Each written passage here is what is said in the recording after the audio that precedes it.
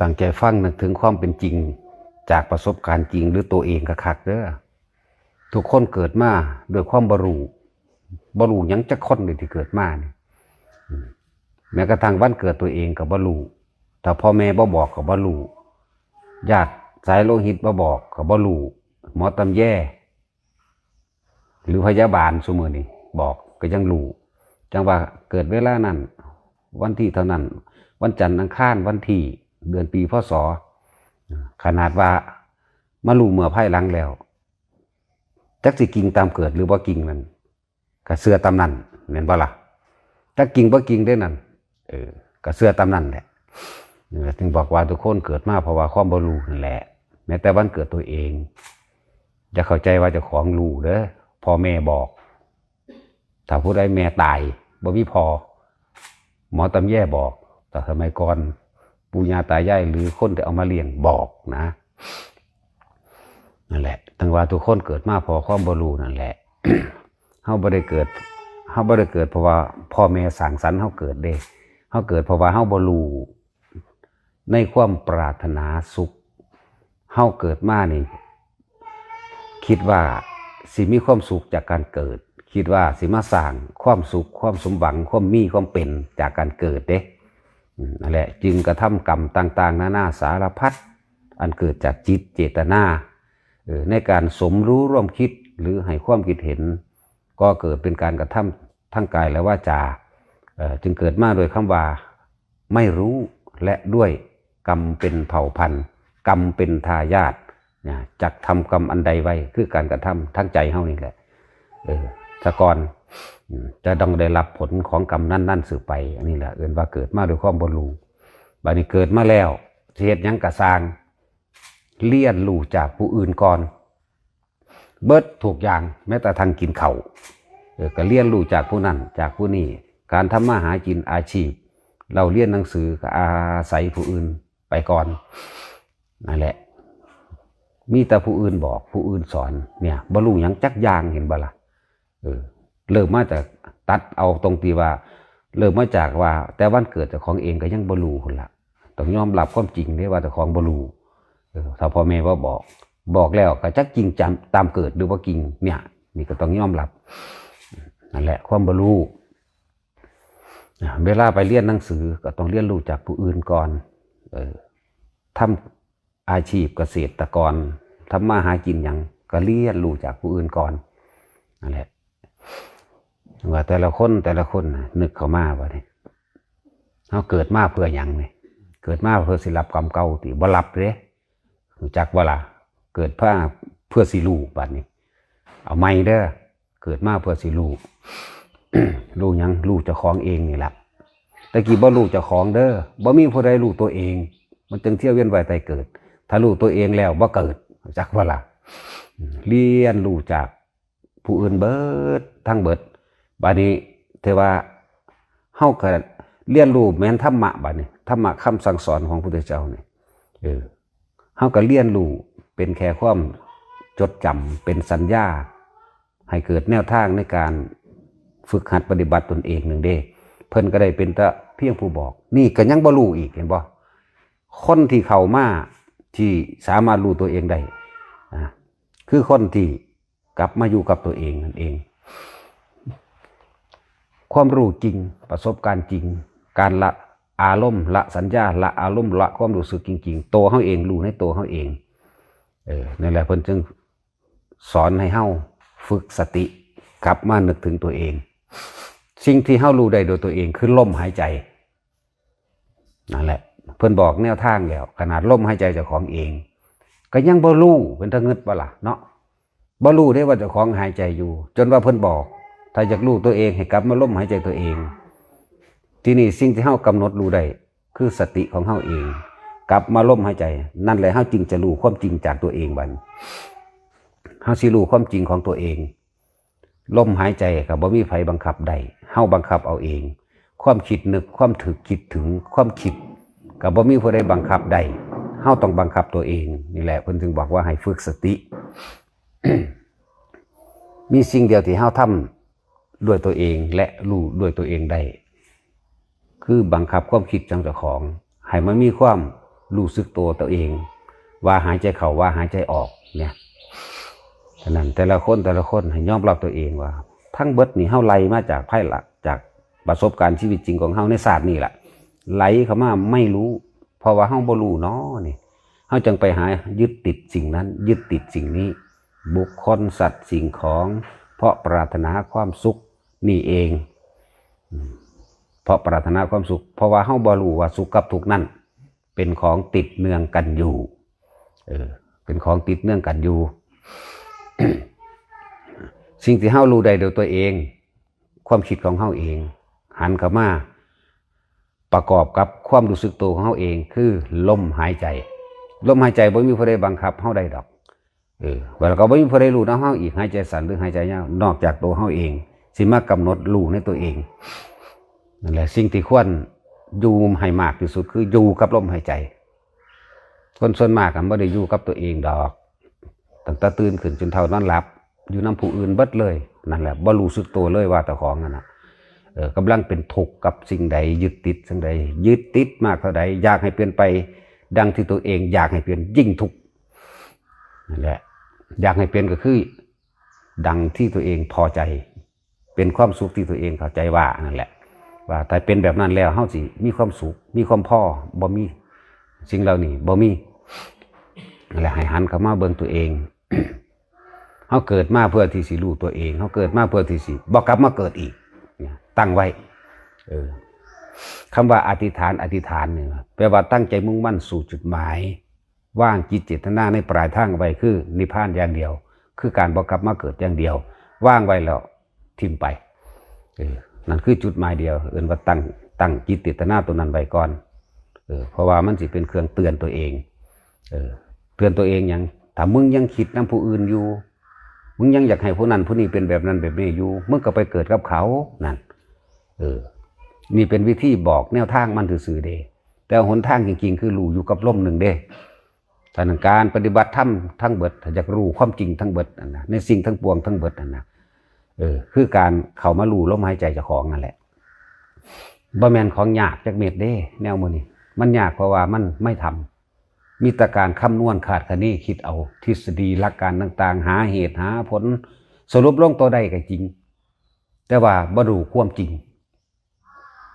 อย่างความจริงที่ตัวเองยังยึดมั่นถือมั่นในทฤษฎีหลักการตัวเองนี่ไหม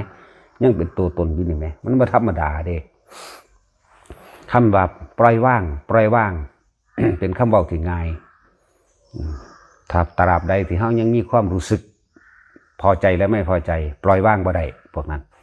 นี่แหละเพิ่นจึงให้เฮาหันเข้ามาทำความรู้สึกตัวในตัวเองรู้ลมเข้ารู้ลมออกรู้ลมเข้ารู้ลมออก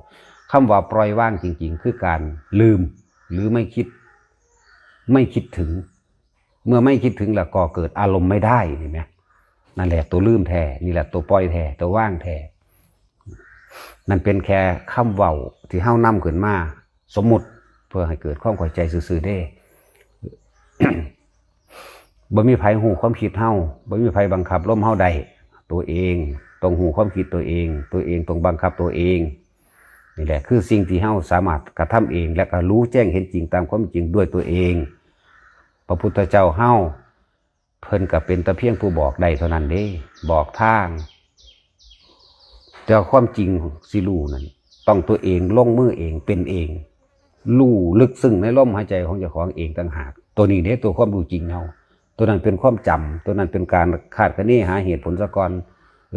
ลงใจได้กูสิเฮ็ดตามนี่แหละเว้ยเนี่ยนั่นแหละ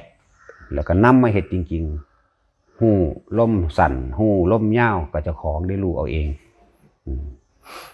จึงให้ทุกคนกลับมาดูตัวเองนะความสุขบ่มีจริงในโลกดอกมีแต่ความคิดกับความหวังมีความคิดกับความหวังความเข้าใจว่าก็นั่นแหละถือว่าหังไปยึดติดยึดมั่นถือมั่นในคำว่าสุขนั่นแล้วก็การที่เข้าใจธรรมะหรือว่าการปฏิบัติธรรมะเฮาบ่ได้ปฏิบัติเพื่อให้มันได้ความสุขเด้เข้าใจบ่นี่บ่ปฏิบัติว่าสิหนีออกจากความทุกข์หรือเพื่อจะให้ได้ความสุขเด้เพื่อจะรู้แจ้งเห็นจริงในสิ่งทั้งปวงว่า สุขนั้นก็ไม่จีรังทุกนั้นก็ไม่จีรังถ้ายึดในสิ่งใดสิ่งหนึ่งอยู่เฮาก็ต้องเป็นทุกข์กับสิ่งที่ยึดนั่นเองให้มารู้เท่าทันว่าสัพเพธัมมานารังสิ่งทั้งหลายทั้งปวงในโลกนี้หรือในโลกใดๆก็ตามหาความยีรังยั่งยืนไม่ได้หาความเที่ยงแท้แน่นอนไม่ได้ทุกสิ่งทุกอย่างเกิดขึ้นตั้งอยู่ดับไปเฮามาเข้าใจตัวนี้เด้เมื่อเฮาเข้าใจตัวนี้แล้วคำว่าปล่อยว่างมันก็จะปล่อยเองจากความรู้สึกของเฮาเองดอกเข้าใจ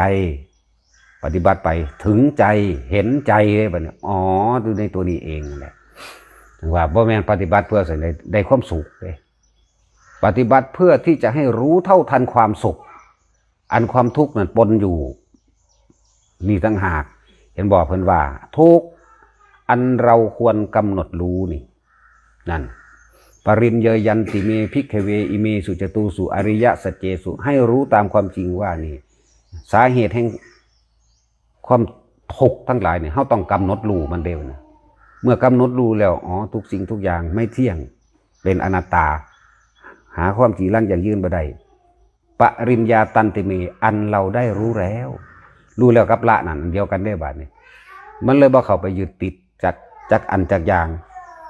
ของทุกสิ่งทุกอย่างที่มีอยู่ที่เฮามีชีวิตอยู่บัดนี้ ความสำคัญในร่างกายอันนี้แค่ว่าหากินคืออาหารกินนี่ว่าได้กินโดยความเพลิดเพลินว่าได้กินโดยความเมามั่นเลยวันนี้กินแค่ว่ายังอัตภาพไม่เปลี่ยนไปบ่ให้มันเจ็บท้องบ่ให้มันปวดหัวบ่ให้มันนั่นนั่นแหละการใส่ของต่างๆก็เลยแค่ระงับเวทนาทางกายเพราะว่ามันเนื่องในกายอยู่มันยังเนื่องกันอยู่เนี่ยอาหารเครื่องนุ่งห่มยารักษาโรคตลอดทั้งที่อยู่อาศัยมันก็เลิกหัวจากคำว่าพ่อเป็นเนี่ยพ่อได้บาดมันสิพ่อ อย่างนั้นสั้นทั้งหลายนี่คือว่าเฮาให้กำหนดรู้บ่ได้หนีทุกข์เด้บ่ได้หนีอยู่กับมันอย่างผู้รู้นั่นเองอยู่กับมันอย่างบ่ทุกข์นั่นเองอยู่ด้วยอุเบกขานี่บ่แม่นอยู่แบบมีความสุขเด้อยู่ด้วยอุเบกขาต่างหากเพื่อเฮาสิให้มันเข้าถึงคำว่าสิ่งทั้งหลายทั้งปวงที่เกิดขึ้นแล้วอุบัติขึ้นแล้วกระทบแล้วนี่ไหมเราไม่ควรเข้าไปยึดมั่นถือมั่นวางคิดเป็นกลางนี่ไหมไม่เข้าไปถือเอาว่านั่นเป็นของเราเนี่ยว่านั่นเป็นของเราว่านี่เป็นของตนมั่งนี่ไหมมันก็ปล่อยออกมาในตัวบ้านนี้เริ่มตากายของเฮาเองนะรูปก็บ่เป็นของเฮานี่รูปกายเวทนาสัญญาสังขารวิญญาณก็บ่เป็นอีกนั่นความรู้สึกนี่ก็หาความเที่ยงแท้แน่นอนบ่ได้เอิ้นว่าเวทนานี่ก็เป็นอนิจจังเป็นอนัตตาเกิดดับอยู่แค่นั้นเองที่มันบ่ดับเพราะว่าเฮาไปยึดความสุขเฮาไปยึดความปกติของร่างกายคือบ่จะเก็บบ่จะปวดบ่จะป่วยนั่นแหละเอิ้นว่าสุขเอิ้นว่าปกติถ้ามันเจ็บมันปวดมันป่วยเด้เนี่ยเลยบ่พอใจเลยสิโฟยวายฟูมไฟเลยหลายๆอย่างนั่นแหละจึงว่าบ่มีมันบ่ได้ยากปานนั้นดอกในการที่อย่างที่บอกว่าถ้ามันร้อนก็ไปเฮ็ดให้มันเย็นธรรมดานี่แหมมันก็ดับแล้วดับกระวนกระวายภายในความรู้สึกต่อของได้แล้วเนี่ยสิไปยึดมันเฮ็ดหยังถ้ามันหนาวก็เฮ็ดให้อุ่นถ้ามันหิวก็หากินเจ็บท้องก็หายามากินปวดหัวก็หายามาระงับนั่นแต่นั่นแหละที่บอกว่าเวทนาก็ยังบ่เป็นของเฮานั่นมีเกิดมีดับเป็นธรรมดาบ่มีหยังจีรังหยังยืนสัญญาคือความจำหลายๆอย่างสัญญาเวทนาก็อันเดียวกันนั่นแหละบัดนี้ร่วมเข้ามาความคิดปรุงแต่งสังขารก็อันเดียวกันล่ะวิญญาณคือรับรู้ในความรู้สึกต่างๆนานาความรู้สึกเดียวกับบ่แม่นนะถ้าเฮารู้เท่าทันแล้วความรู้สึกที่พอใจและไม่พอใจเกิดบ่ได้หรือเอิ้นว่าอยู่ในอุเบกขานั่นเองแต่สิเว้าอานาปานาสติ16ก็เว้าได้อยู่ดอกพวกเฮาบ่จักพวกเฮาบ่ได้เรียนรู้เลยเบิ่งความรู้สึกมันโลดเลยบ่อยากเว้าภาษามาก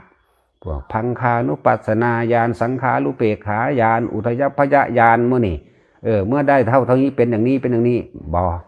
ต้องเว้าดอกเบิ่งในความรู้สึกโลดนั่นแหละ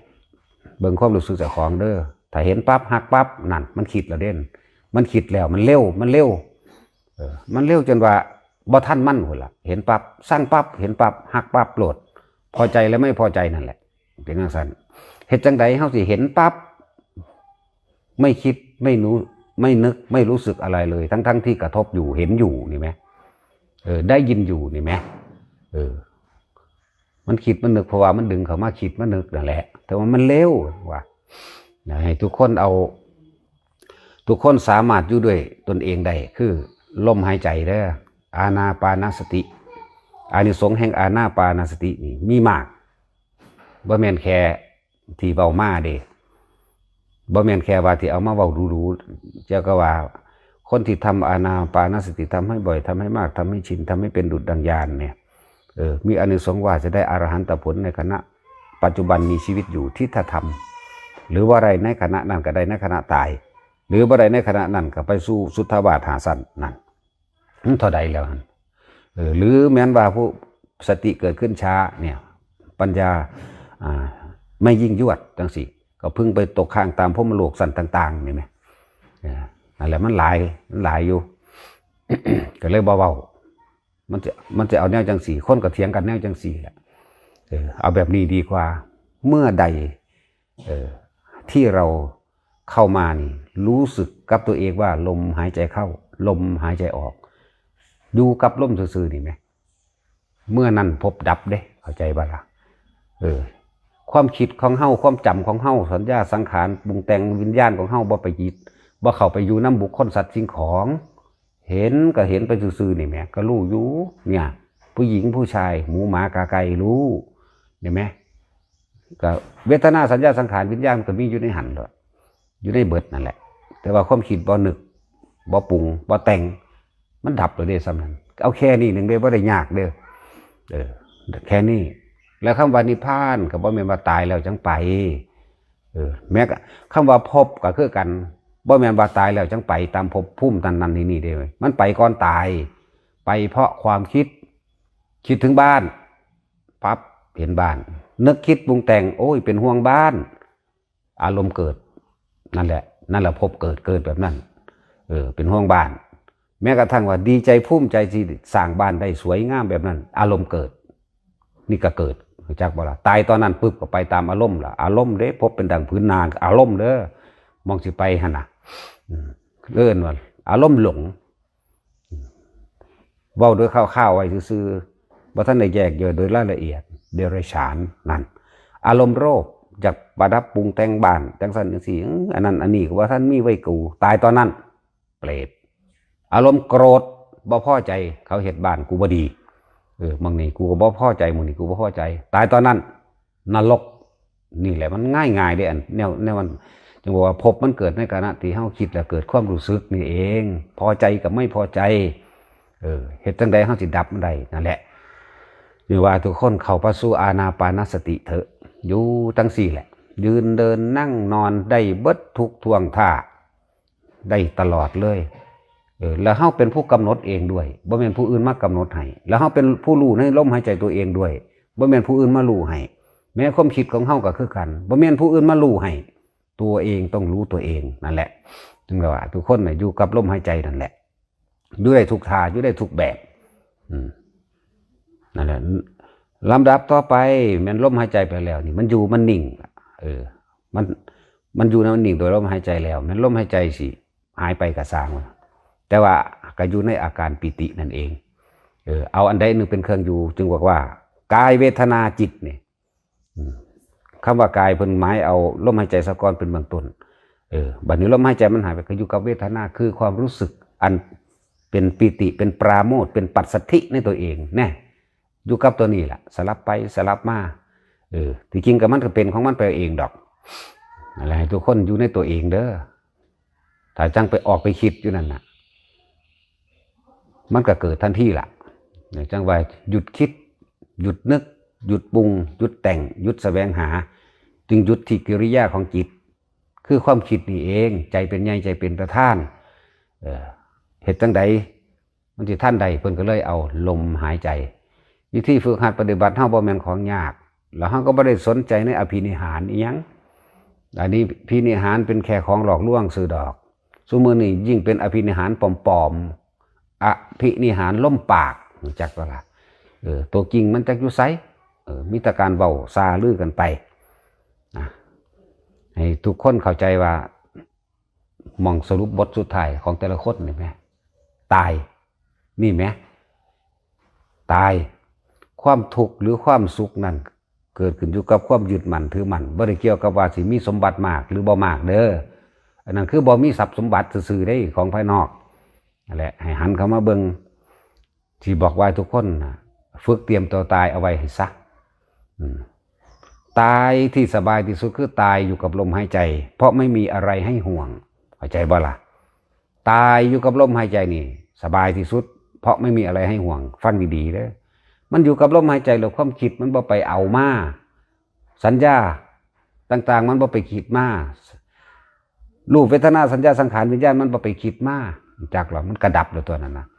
ตายอย่างสบายที่สุดก็คือตายอยู่กับลมหายใจเท่านั้นไม่คิดไม่นึกถ้าบ่คิดบ่นึกแล้วมันก็บ่รู้สึกหยังหั่นตัวนั่นแหละเตรียมตัวตายไว้ดีๆเมื่อถึงเวลาทำการะนี่คือเวลาตายนั่นเองจงตั้งใจตายเถิดและจงตายอย่างสบายที่สุดคือตายกับพร้อมกับลมหายใจโดยไม่มีอะไรให้ห่วงเข้าใจว่าล่ะนั่นแหละตายอยู่กับลมหายใจบ่มีหยังให้ห่วงมันสิได้หยังบ่ได้หยังก็ช่างมันเข้าใจว่าล่ะบ่ต้องไปหาผลมันดอกพวกข้าหาผลมันน่ะแล้วอันนั้นล่ะแล้วอันนี้ล่ะก็ไปเกิดกับอันนั้นอันนี้พวกเจ้ากำลังหาอยู่นั่นแหละคือความบ่รู้อย่าลืมว่าทุกคนเกิดมาเพราะความไม่รู้อวิชชาบ่รู้เพราะว่าปรารถนาความสุขนั่นแหละจึงเป็นปัจจัยบังเกิดสังขารวิญญาณไหลไปเลยล่ะอันนั้นเป็นภาษาซื่อๆดอกเอาสิ่งที่ตัวเองเข้าใจง่ายๆเด้อตายแค่ตายในลมหายใจตายในลมหายใจนี่สบายที่สุดนั่นแหละจึงบอกว่าเตรียมตัวตายเป็นอย่างดีแล้วเมื่อถึงเวลากาละนี่คือตั้งใจตายจากเวลาตายในลมหายใจนั่นแหละมันหอดว่าหูมือผลว่าตายย่ำใดนั่นแหละคำว่าปล่อยว่างคือไม่คิดไม่นึกว่าจะปล่อยว่าจะวางดอกมันบ่ไปคิดไปนึกว่าสิปล่อยว่าสิว่างอย่างดอกมันว่างของมันอยู่จังสันเห็นภาษาเบาซื่อๆได้ว่ามันว่างจักว่าเป็นภาษาพูดภาษาเขียนเพื่อที่สื่อสารให้ทุกคนเข้าใจตัวเองซื่อได้แต่ว่าสิ่งที่เข้าใจจริงเข้าถึงจริงๆเลยตัวเองได้สิเข้าถึงจริงๆยอมรับตัวเองได้ว่ามันอยู่กับลมได้จริงหรือว่าจริงนี่นะมันมีผู้ใดมารับรองยอมรับให้ตัวของได้เด้อตัวเองนั่นแหละประกันตัวเองนั่นแหละเรียกว่าทุกคนจงมีพระรัตนตรัยเป็นที่พึ่งพึ่งธรรมะคำสอนของพระพุทธเจ้าคำว่าพระพุทธเจ้าแปลว่าเจ้าแห่งผู้รู้คือทุกสิ่งทุกอย่างที่พระองค์นำออกมาแสดงถ้าเราเดินตามนั่นแหละจึงเรียกว่าพึ่งธรรมพระพุทธเจ้านี่คือคำสอนต่างๆทั้งเบิดถ้าเราเดินตามจึงเรียกว่าพึ่งธรรมถ้าเราตามได้แล้วนี่นะหรือกำลังตามอยู่เรียกว่าพระสงฆ์เด้อนี่แหละพึ่งตนพึ่งธรรมเป็นแบบนี้บ่แม่นผู้ใดผู้หนึ่งสิมาเสกยังให้ไผได้เบิ่งตามความจริงที่ของเป็นมาโลดมันมีอีหยังมาเสกหยังได้เห็นบ่บ่มีนะอภินิหารก็แค่อภินิหรณ์นั่นแหละเว้าสืบต่อกันมาให้คนเป็นบ้าหลงไหลไปซื่อๆมีแต่คิดเอากับคิดเอานะฮะจึงละออกได้จังซี่ซื่อๆอยู่ซื่อๆได้ก็ว่าซื่อๆอยู่ในลมและให้เตรียมตัวตายอยู่กับลมอยู่กับความรู้สึกแห่งตนกายเวทนาจิตคือหยังก็อยู่กับความควบคุมจิตว่ามันไปใส่จึงหาที่อยู่เรียกว่าให้ทุกคนมีเครื่องอยู่เป็นของตนที่ตนตระสร้างขึ้นมาเองเข้าใจว่าล่ะอานาปานสติเนี่ยเป็นที่อยู่ของตนเด้อคือบอกว่าถ้าอยู่กับกายถ้ามันเคลื่อนไปอยู่กับเวทนาก็อยู่กับเวทนาหมายถึงอุเบกขาเวทนาตัวใดเป็นตัวคัดเลือกแยกแยะสติก็คือจิตในจิตตัวนี้แหละที่จริงมันเกิดไปพร้อมกันทั้งเบิดละทั้งธรรมคือสิ่งทั้งปวงกายเวทนาจิตธรรมในธรรมเขาไปยึดอย่างนี่แหละตั้งหากล่ะนี่แหละสี่อย่างนี่เป็นเดียวกันเบิดเด้อกายเวทนาจิตธรรมหรืออานาปานสติหรือสติปัฏฐานสี่ล้วนแล้วแต่เฮากำลังเดินอยู่ในหนทางแห่งความไม่กลับมาเกิดโพชฌงค์เจ็ดเข้าใจว่าล่ะอานาปานสติกายเวทนาจิตธรรมโพชฌงค์เจ็ดนั่นแหละที่เพิ่นว่าองค์แห่งความรู้เององค์แห่งการตรัสรู้แต่ตัวนี้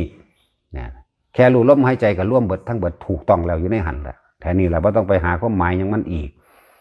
รู้ลมหายใจเจ้าของบ่มีผู้ใดมารู้น้ำเฮาดอกว่าเฮาหายใจแบบใดแล้วก็จะไปจำกัดท่าอีกทุกอย่างเป็นอาการิโกเข้าใจบ่ล่ะก็